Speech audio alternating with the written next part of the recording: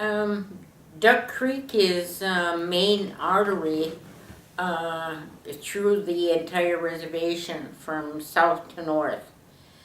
And when Oneidas first came here in 1823, they sent out 4 scouts to see what the country looked like about here, and they found that Duck Creek was called the place of many ducks. The Oneidas named it, and they named it because there were hundreds, if not thousands, of ducks that would collect there, and the reason that ducks did that is because Duck Creek was a wild rice place, and wild rice is a favorite food of ducks.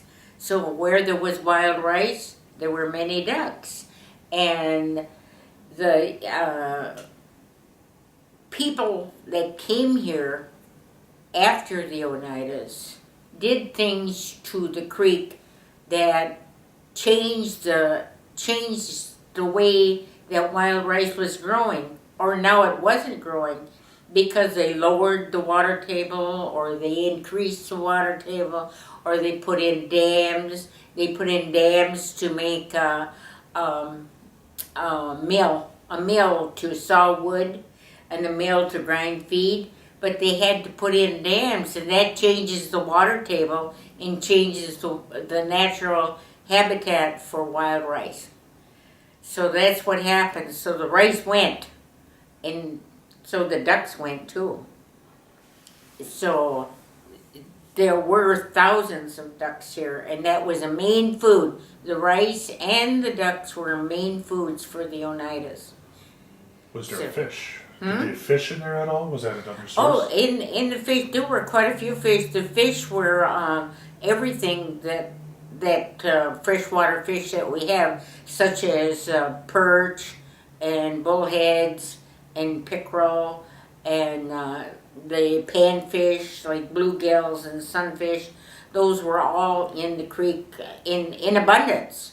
And then in April, when the ice went out, there were thousands of suckers. The suckers are so great, so many, that men could go in the creek and just throw them out on the bank when they were there. And suckers were, they're good smoked, and well, they are good fresh too. And everybody had a fresh meal of suckers when they in the sucker run. They would be fried. A favorite dish, which is not a favorite anymore, but fish head soup. I put that fish head soup recipe in a book because I didn't think anybody is going to make it, but it was a traditional food for the Oneidas.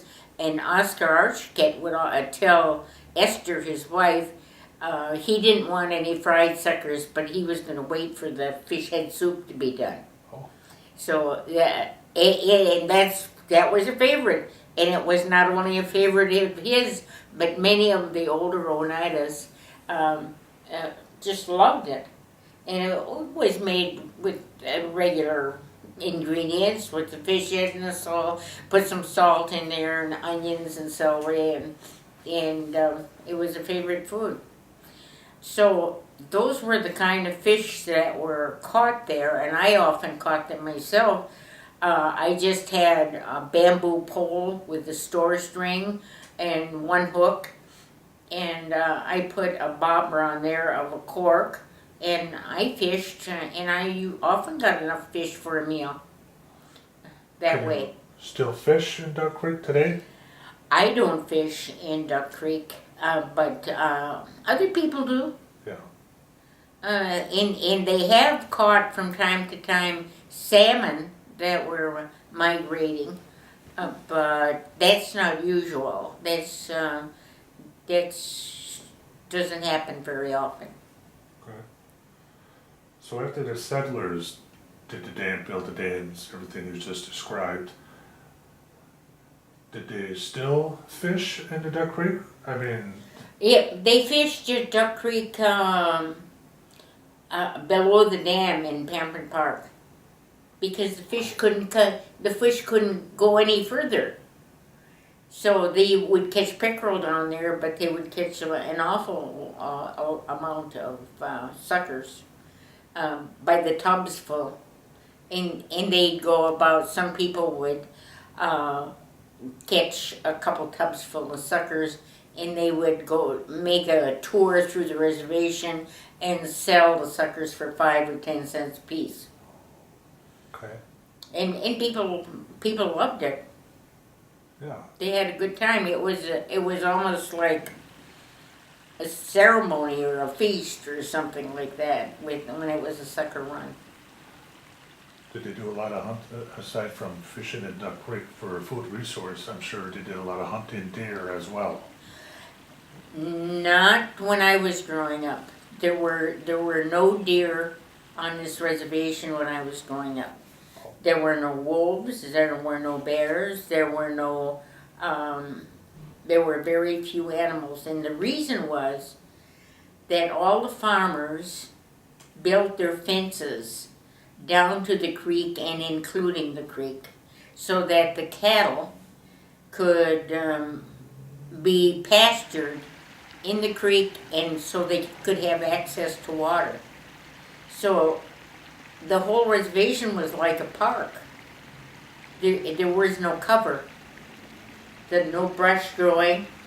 All of the berry plants were eaten by the animals early on, so there were no berry plants such as blackberry plants or strawberries or